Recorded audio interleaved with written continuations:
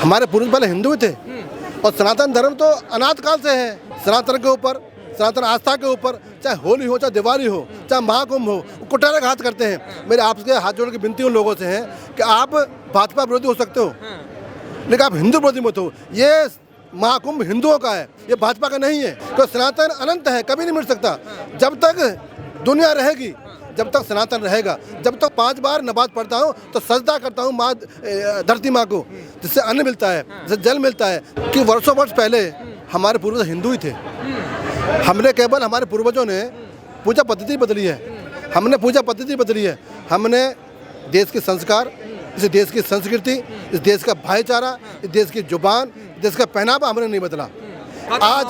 आज की बात है, आज दिल्ली के रामलीला मैदान, आज यहाँ से रामलीला मैदान एक इतिहास बनाएगा और दिल्ली वाले और देश वाले वो देखेंगे कि मोदी जी के नेतृत्व में बहन रेखा गुप्ता जी मुख्यमंत्री शपथ लेंगी और राम राज का उद्घोष होगा। मुस्लिम समाज के नेता राम राज्य का उद्घोष करने की बात क्यों कर रहे हैं, बताइए जरा। शायद आपको जानकारी होनी चाहिए कि वर्षों वर्ष पहले हमारे पूर्वज हिंदू ही थे। हमने केवल, हमारे पूर्वजों ने पूजा पद्धति बदली है, हमने पूजा पद्धति बदली है। हमने देश के संस्कार, इस देश की संस्कृति, इस देश का भाईचारा, इस देश की जुबान, देश का पहनावा हमने नहीं बदला। पूजा पद्धति बदलने से क्या हम अलग हो सकते हैं? हम एक ही हैं। हमारा जो रगों में खून है वो एक हिंदुस्तानी है। हमारे पूर्वज पहले हिंदू ही थे और सनातन धर्म तो अनाथ काल से है, ना अंत होगा इसका। ऐसे ही हमारा इस्लाम है, वो भी अनाथ काल से है, उसका अंत होगा। ये दोनों के दोनों एक ही पल्ले के, एक ही सिक्के के दो पहलू हैं। अच्छा, आप ओम कह लो, आप ओम कह लो, मैं अल्लाह कह लूँ, एक ही नाम है। आसमान एक, जमीन एक, हवा एक, पानी एक, सूरज एक, चंद्रमा एक, तो फिर हम अलग अलग कैसे? वो जो शक्ति है, जो अदृश्य है, जिसके कोई भी आकार नहीं है, निरंकार है, हम उसको मानने वाले हैं और सनातन भी उसको मानता है। हम अलग नहीं है, हमारे केवल पूजा पद्धति अलग है, हमारी संस्कृति देश की। आप मानते हैं कि आपके पूर्वज हिंदू थे? मैं फिर कह रहा हूँ कि हमारे पूर्वज हिंदू ही थे। हमारे पूर्वजों ने केवल पूजा पद्धति बदली है, हमने केवल पूजा पद्धति बदली है। इस देश का संस्कार, देश की संस्कृति, देश का भाईचारा, देश का पहनावा, इस देश की बोली नहीं बदली। तो ये देश हमारा है और हमारे पूर्वज इस माटी में दफन है। मैं 5 बार नमाज पढ़ता हूँ तो सजदा करता हूँ माँ धरती माँ को, जिससे अन्न मिलता है, जिससे जल मिलता है, जिससे हमें फल मिलते हैं, जिससे अन्न मिलता है। तो हम उसको नमन करते हैं। और गंगा जो हमें पानी देती है, गंगा पियोगे तो आपकी प्यास बुझेगी, गंगा का पियोगे तो आपकी आत्मा पवित्र होगी। महाकुंभ चल रहा है, एक ऐसा पर्व है, कोई डुबकी लगाएगा तो बदन साफ भी होगा और उसकी आत्मा भी साफ होगी। 2 बूंद भूमि पानी में जाएंगे तो वजन साफ हो जाएगा अंदर से। अच्छा, आपने कई सारी चीज़ें बोली, एक एक करके थोड़ा सा सवाल ले लेता हूँ। जो आपने उसका जिक्र किया, मिटाने की बात हो रही है कि सनातन को कोई नहीं मिटा सकता, लेकिन बात तो होती है सनातन को मिटा देंगे, कीड़े मकोड़े की तरह है, ये वायरस है, इस तरीके की बात होती है। जो ये कहते हैं वो इस्लाम के भी दुश्मन है और सनातन के भी दुश्मन है। तो सनातन अनंत है, कभी नहीं मिट सकता। जब तक दुनिया रहेगी, जब तक सनातन रहेगा, जब तक दुनिया रहेगी, जब तक मेरा इस्लाम रहेगा, ये दोनों बहन भाई हैं, साथ रहेंगे। और जो लोग मिटाने की बात करते हैं सनातन को, वो देश के दुश्मन नहीं, दुनिया के दुश्मन है, वो मानवता के दुश्मन है।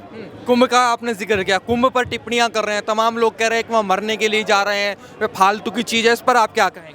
आपने देखा होगा हिंदुस्तान में वर्षों से सनातन के ऊपर, सनातन आस्था के ऊपर, चाहे होली हो, चाहे दिवाली हो, चाहे महाकुंभ हो, कुटारे घात करते हैं। मेरे आपसे हाथ जोड़ की विनती उन लोगों से है कि आप भाजपा विरोधी हो सकते हो लेकिन आप हिंदू विरोधी मत हो। ये महाकुंभ हिंदुओं का है, ये भाजपा का नहीं है, ये कांग्रेस का नहीं है, ये सपा का नहीं है, ये बसपा का नहीं है। ये मेरे सनातन का एक पर्व है, महाअमृत स्नान है। ये सभी के लोगों के लिए, हिंदू भी जा सकता है, सिख भी जा सकता है, ईसाई भी जा सकता है। जो अपने मन को पवित्र करना चाहता है, जो अपनी आस्था में डुबकी लगाना चाहता है, वो लगा सकता है। कोई रोक नहीं है। आस्था किसी के बाप की नहीं होती, आस्था मनुष्य की है। जिसमें आस्था कर लेगा वो उसको आस्था का मानेगा, नास्तिक किसी को नहीं मानता। आस्था का सबका सम्मान करना चाहिए। और मेरे इस्लाम ने सिखाया है, ऐ मुसलमानो, जिस देश में रहो उस देश का कानून मानो। ऐ मुसलमानो, जो भी आपका पड़ोसी हो, हिंदू हो तो हिंदी आस्था, उसकी आस्था का सम्मान करो, क्योंकि आप किसी की आस्था का सम्मान करेंगे तो आपकी वो भी आस्था का सम्मान करेगा। तो हमें तो सिखाया गया है, मेरे नबी ने बताया है कि आप किसी का विरोध मत करो, किसी को मारो मत, किसी को काटो मत, भाईचारे का पैगाम दो और भाई बन के रहो। अगर भाई बन के रहोगे तभी आप आगे जाओगे। मैंने एक सपा के सांसद हैं वो अफजाल अंसारी गाजीपुर से जीत के आते हैं, उन्होंने कहा था कि जिस हिसाब से भीड़ जा रही है इस हिसाब से तो सबको अगर स्वर्ग मिलेगा तो नर्क में तो जगह नर्क तो पूरा खाली पड़ा रहेगा, ऐसा बयान दिया। क्या आप क्या कहेंगे? मुझे इस बयान से दुख है। मेरा इस्लाम ये नहीं सिखाता कि हम किसी की आस्था को ठेस पहुंचाएं या किसी आस्था का अपमान करें। हमारी भी आस्था है, हमारे भी लोग हज को जाते हैं, वहाँ भी लोग भीड़ में ऐसे हादसे हो जाते हैं। तो ये बड़ा महाकुंभ है, दुनिया से लोग आ रहे हैं। ये इतिहास रचा है योगी जी ने, इतिहास रचा है मोदी जी ने, जो व्यवस्था बनाई है ये व्यवस्था सरकार के पास है, लेकिन ये पर्व सभी का है और सभी को सम्मान करना चाहिए। मैं सबसे विनती करता हूँ कि किसी की भी आस्था का अपमान ना हो, सम्मान होना चाहिए। आप क्या कहेंगे भाई साहब? मोदी जी सबका साथ सबका विकास की बात हो रही है, विश्वास करते हैं आप पे विश्वास है या आप उन पर विश्वास करते हैं?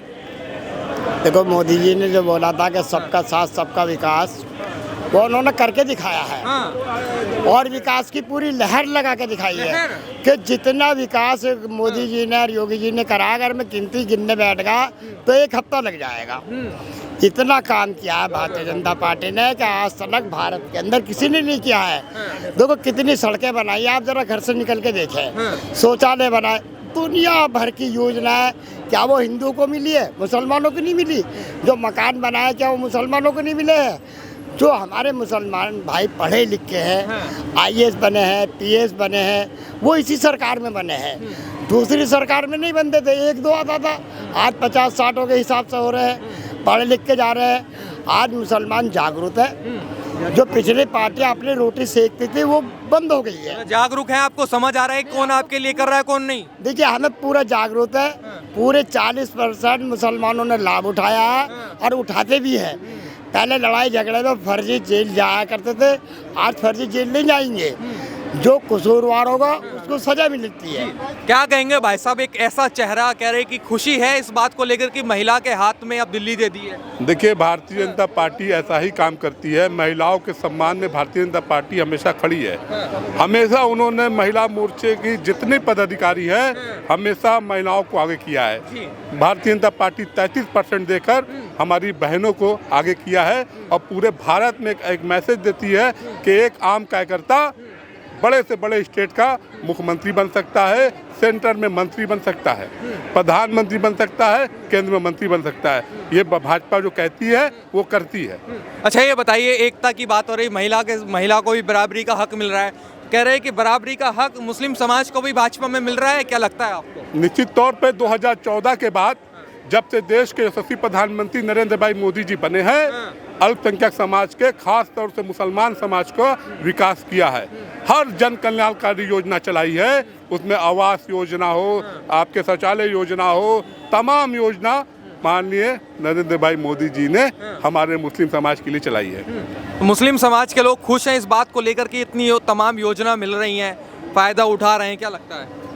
अब तो पूरा बहुमत से सरकार आई है, अब आगे होगा जो होगा, अभी क्या पता अभी क्या हुआ। नहीं, पहले और देश मतलब कि पूरे देश में जो चल रही हैं उससे क्या अंदाजा लगता है? और राज्य जो हैं जैसे उत्तर प्रदेश की बात कर रहे हैं, राजस्थान की बात करें, मध्य प्रदेश की बात करें। हम इधर की बात हम नहीं कह सकते, हमें मालूमात नहीं। हमें अपने जहांगीरपुरी दिल्ली क्षेत्र के बारे में पता है। पहले हमारी दिल्ली में सरकार नहीं थी बीजेपी की, अब बनी, अब आगे पता चलेगा क्या करते हैं। विश्वास है, ये बताइए। विश्वास है, अच्छा करेंगे तो रहेंगे, नहीं फिर जनता सहयोग तोड़ देगी। वो तो जनता का काम नहीं। नफरत पैदा करते हैं ये लोग, इन पर तमाम ऐसी बयानबाजी भी हुई है। दिल्ली चुनाव में ओवैसी साहब भी आए हैं, यहाँ पर एंट्री हुई है उनकी। ऐसे अपनी अपनी सीट बनाने के लिए सब ऐसे ही करते हैं, इतनी नफरत वाली बात नहीं है, ऐसी बात नहीं है। मुसलमानों के भी हक में है और रहेंगे। अल्लाह ये चाचा है दिल्ली का, ये चाचा है दिल्ली का, दिल्ली की बात कर रहा है। मैं यूपी से आता हूँ, मैं यूपी की बात कहूँगा, लेकिन आज चाचा ने बड़ा एक्सपीरियंस है और सफ़ेद दाढ़ी है, अल्लाह का नूर है चेहरे पर। आज मुसलमान ने बोला दिल्ली के ने कि बीजेपी आई है, हमारा विकास होगा, हमें विश्वास है। इससे बड़ी बात हम कह नहीं सकते, हमें विश्वास है मोदी जी के ऊपर। चाचा ने कहा है, मैं उससे सहमत हूँ। नूर है कह रहे चेहरे पर। जी, नूर तो है, लेकिन रहमत से नूर है हमारा, नूर रहेगा इंशाल्लाह जब तक जीते बनते रहेंगे हम। हाँ, हक, हम तो हक बोलेंगे, झूठ बोलना नहीं। हमारे मोदी जी ने दिल्ली सरकार में नहीं थी उनकी दिल्ली में सरकार, अब सरकार बनी है, अब आगे अच्छा करेंगे हमारे सबका। पसमंदा का नारा है, पसमंदा का नारा है, मोदी भाई हमारा है। पसमंदा का नारा है, मोदी भाई हमारा है। यही हमारा श्लोक है, यही हमारा स्लोगन है। आज देश का मुसलमान मोदी जी के साथ कंधे से कंधे बढ़ाकर उसके साथ रहेगा। हमें योजना मिलेंगी, हम सदैव वोट दे रहेंगे। वोट देना हमारा अधिकार है और योजना लेना उनका अधिकार है। और योजना मिलेंगी तो चाचा भी साथ है, हम भी साथ हैं। मतलब साथ हैं। साथ रहेंगे इंशाल्लाह, साथ रहेंगे और अच्छा करेंगे। अब जिनकी सरकार दिल्ली में बनी है तो इस बार मुसलमान अगर जो 10% आया तो मुसलमान 90% इनके साथ हो जाएगा इंशाल्लाह। बैठ जा। ये देखो, ये है दिल्ली का मुसलमान।